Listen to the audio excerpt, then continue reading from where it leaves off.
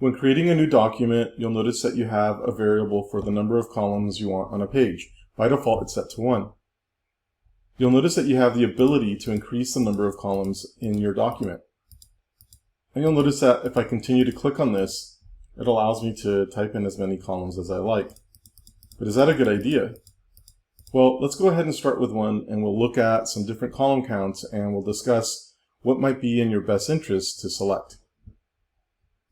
So here's a document where, or here's a spread where the pages are set to 1 column. You'll notice that the text is set to 12 points and the lead is set to the default 14.4. This is set in Minion Pro, so this is basically just the default text that you would get in InDesign. But 12 points a common font size, so I think that it's fair to discuss this design concern using this typography for our example. Now, one of the things that I want to point out to you is that it's best practice to set your line length to somewhere between 10 to 12 words. Let's see how many words span across this page at 12 points. 1, 2, 3, 4, 5, 6, 7, 8, 9, 10, 11, 12.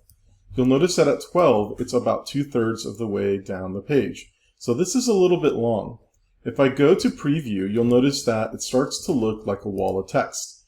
One of the concerns that you have for your readers should be accessibility and the psychological desire to want to engage with your content. So this design language set up with more than 12 words along the column length is inappropriate because it immediately creates a sense of fatigue, and it also implies that it's going to be a lot of work to engage with this information. Another problem with a really wide column, for example, one that takes up the entire page, is that the last line has the possibility that it might have a very severe rag. In other words, this space might be really big. And as we look at the various positions within the paragraphs, you'll notice that they jump around at different lengths, and it's very exaggerated.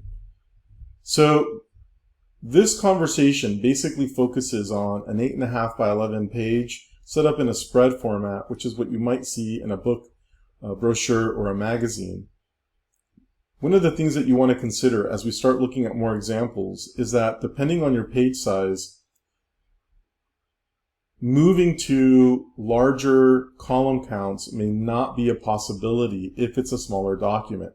Or if you have a really large document, you might have more flexibility with increasing the number of columns that you have on your page and spread. So this particular conversation focuses on 8.5 by 11 on an 11 by 17 spread.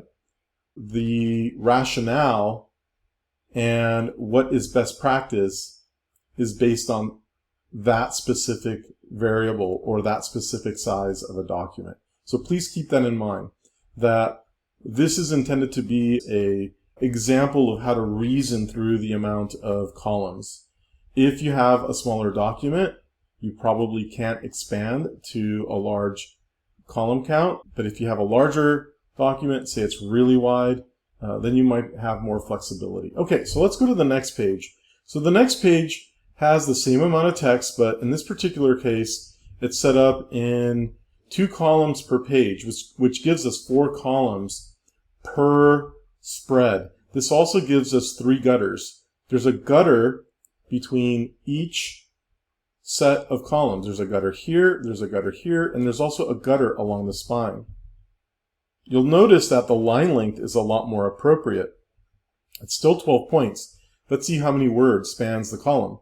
1, 2, 3, 4, 5, 6, 7. That's a lot better. So this is much easier to read. It's a lot more approachable. It's not as psychologically daunting.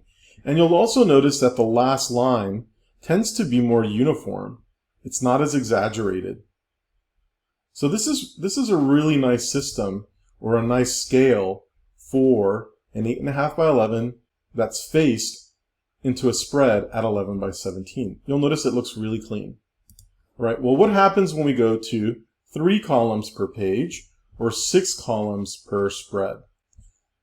Well, what ends up happening is that it starts to look a little busy. You'll also notice that the line length becomes a lot smaller. It starts to break more erratically. You'll also notice that it distributes the text relatively well. So this still works. 2 columns per page, 3 columns per page are an appropriate size for 12-point type. All right, let's look at 4 columns per page. So here we have 4 columns per page. This gives us 8 total for the spread. You'll notice the paragraphs begin to get really long, and it becomes even more erratic in terms of the rag. So it tends to look a little bit busier, and now it's starting to look like a lot of work again. All right, let's go to 5 columns per page. So it's breaking really often. There's a lot of hyphens to get this to work or fit. Obviously, we have auto hyphen on. Let's see what happens when I deselect auto hyphen.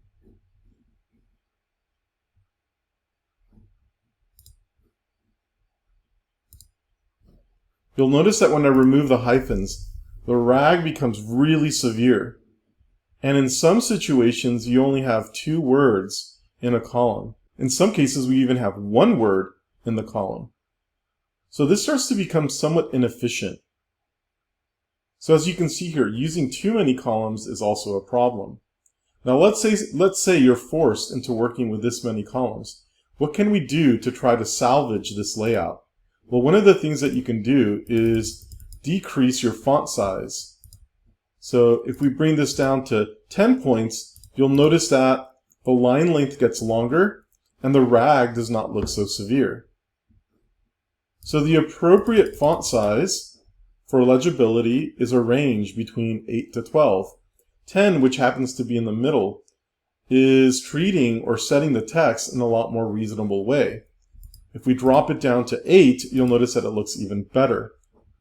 However, you are sacrificing legibility because the font size is getting smaller. So when we make design decisions with typography, there are always pros and cons to the choices that we make. If we add or increase our column count, we may be forced to sacrifice the size of the text, rendering the text a little bit more illegible. So I think that when you make decisions about column count and font size, you want to be reasonable and you want to create the best case scenario if possible. As we saw in our examples here, you'll notice that 2 columns on an 8.5 by 11 or 3 columns on an 8.5 by 11 is probably your best bet at 10 to 12 points.